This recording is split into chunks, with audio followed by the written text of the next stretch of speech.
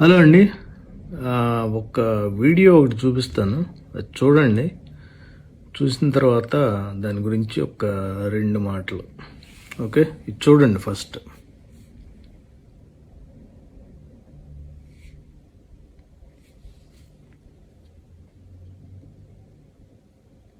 crores is the cost for the Sardar Vallabhbhai Patel statue in Gujarat, madam.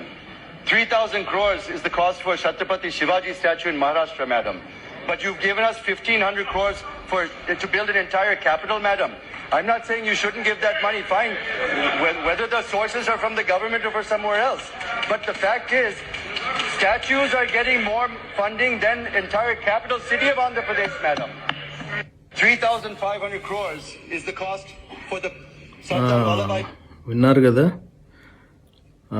ఆయన గుర్తున్నారా? గల్లా జయదేవ్ అని మన గుంటూరు మాజీ MP గారు. మీకు ఇంకా బాగా తెలియాలంటే మన సినిమా యాక్టర్ మహేష్ బాబు ఉన్నాడు కదా, వాళ్ళ బావ. ఓకే, సో ఈయన పార్లమెంట్లో చాలా తక్కువ సార్లు మాట్లాడారు. దాంట్లో ఇదొక స్పీచ్ అన్నమాట. దాంట్లో ఏమంటారంటే, ఒక మంచి ప్రశ్న అడిగారు ఆ రోజు, విచ్ ఈజ్ గుడ్ థింగ్. మంచి ప్రశ్న ఏంటంటే, సర్దార్ వల్లభాయ్ పటేల్ విగ్రహానికి 3,500 కోట్లు శాంక్షన్ చేశారు. అలాగే మహారాష్ట్రలో శివాజీ మహారాజ్ ఆయన విగ్రహానికి 3,000 కోట్లు శాంక్షన్ చేశారు. అదే ఆంధ్రప్రదేశ్ క్యాపిటల్ కట్టుకోవటానికి మాకు 1,500 ఇచ్చారు, 1,500 కోట్లు మాత్రమే ఇచ్చారు. స్టాచ్యూస్కి విగ్రహాలకు ఇస్తున్నంత బడ్జెట్ కూడా మాకు స్టేట్ క్యాపిటల్ కట్టుకోవటానికి ఇవ్వట్లేదని ఆ రోజు ఆయన వేదన వ్యక్తం చేశారు. అది బెండపూడి స్టైల్ ఇంగ్లీష్లో. బెండపూడి స్టైల్ ఇంగ్లీష్ ఎందుకంటున్నానంటే, ఈయన అమెరికాలో చదువుకుని వచ్చారు, కొన్నాళ్ళు అక్కడ కూడా ఉన్నారు. బెండపూడిలో కూడా పిల్లలు మాట్లాడింది కూడా ఇదే స్టైల్. ఓకే, సో ఇప్పుడు ఏంటంటే పరిస్థితి మారింది. ఈయన గారికి లాస్ట్ టైం టికెట్ ఇవ్వలేదు, మరి ఎందుకు ఇవ్వలేదు మనకైతే తెలియదు, అది వేరే విషయం. సో ఈరోజు రాష్ట్రంలో ఉద్యోగాలు లేవు, జీతాలు టయానికి లేవు. అమరావతి ఎక్కడేసిన గొంగలు అక్కడే అన్నట్టు దానికి ఒక డెవలప్మెంట్ లేదు, ఏం లేదు.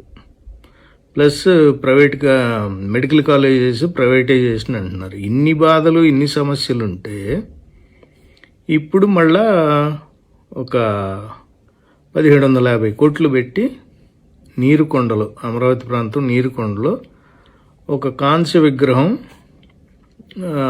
ఎన్టీఆర్ది పెట్టాలని చూస్తున్నారు. సరే, ఇదే గల్లా జయదేవ్ ఇప్పుడు వచ్చి ఎందుకు మాట్లాడట్లేదు అసలు? ఇప్పుడు ఎందుకు ఇంత సైలెంట్గా ఉన్నాడు ఈయన? ఇప్పుడు సమస్య అదే కదా. నువ్వు పార్లమెంట్లో ఆ రోజు చేసిన హడావిడికి అసలు అబ్బా ఏమి స్పీచ్ ఇది, అసలు ఇంత స్పీచ్ మేము ఇప్పుడు వినలేదు. చికాగోలో గనక వివేకానందుడు ఇచ్చిన స్పీచ్తో పోల్చారు కొంతమంది. అయితే ఇంకా కొంతమంది ఉత్సాహవంతులు ఏమన్నారంటే, అసలు గుంటూరులో మన గల్లా జయదేవ్ గారికి విగ్రహం పెట్టాలన్నారు. ఎంత బాగానే ఉంది, బాగానే మాట్లాడారు. విగ్రహాలకు ఇచ్చేంత విలువ, ఫండింగ్ మాకు రాష్ట్రానికి ఒక క్యాపిటల్ కట్టుకోవటానికి ఎందుకు ఇవ్వలేదు అని ఆ రోజు అడిగారు. ఇప్పుడు మీరు ఎంపీ కాదు, కానీ పార్టీలో అయితే ఉన్నారు, ఖచ్చితంగా ఉన్నారు అదే పార్టీలో.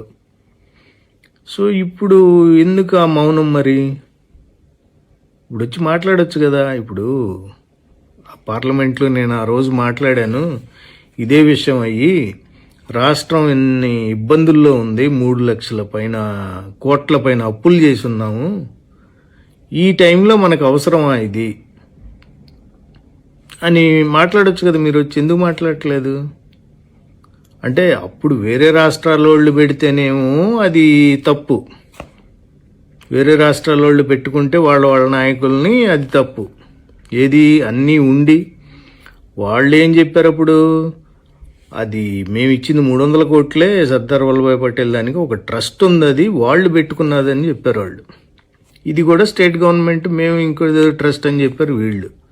సరే ఏదన్నా ఉన్నాయండి, ఆ గవర్నమెంట్లు నచ్చినవి చేసుకున్నారు, బాగానే ఉంది. ఇప్పుడు ఇన్ని బాధల్లో ఉన్న ఆంధ్రప్రదేశ్కి ఈ విగ్రహం అవసరమా అని చెప్పి నువ్వు వచ్చి ఎందుకు మాట్లాడట్లేదు? మాట్లాడొచ్చు కదా. నువ్వు సేమ్ అదే బెండపూడి ఇంగ్లీష్లో పోని, తెలుగు నీకు కొద్దిగా అటు ఇటుగా ఇబ్బంది అయితే అదే బెండపూడి ఇంగ్లీష్లోనే మాట్లాడు, మేము ట్రాన్స్లేట్ చేసుకుంటాం. అది ఇప్పుడు అప్పుడొక న్యాయం, ఇప్పుడు ఒక న్యాయమా? ఎందుకని డబుల్ స్టాండర్డ్స్? మళ్ళీ నువ్వు వచ్చి మాట్లాడొచ్చు కదా. మాట్లాడితే నువ్వెంత నీతిమంతుడువో, నువ్వు రాష్ట్రం అంటే నీకెంత ఇష్టమో, ఎంత నీకు ఒక బాధ్యత గల ఒక మాజీ ఎంపీఓ, ఒక పార్టీ టీడీపీ పార్టీ మనిషిగా తెలిసిపోద్ది కదా జనానికి కూడా. ఊరికే అప్పుడు ఒక మాట ఇప్పుడు ఒక మాట కాదు. ప్రజలు ఏంటంటే అదే చూసేది, అనిజాయితీనే ఉండాలి. ఈ సందర్భం ఏదైనా తప్పు అయితే తప్పు అని చెప్పాలి, వచ్చి ఒప్పు అయితే ఒప్పు. ఇప్పుడు మరి ఎక్కడున్నావో కూడా తెలియదు ఎవడికి, అది పరిస్థితి.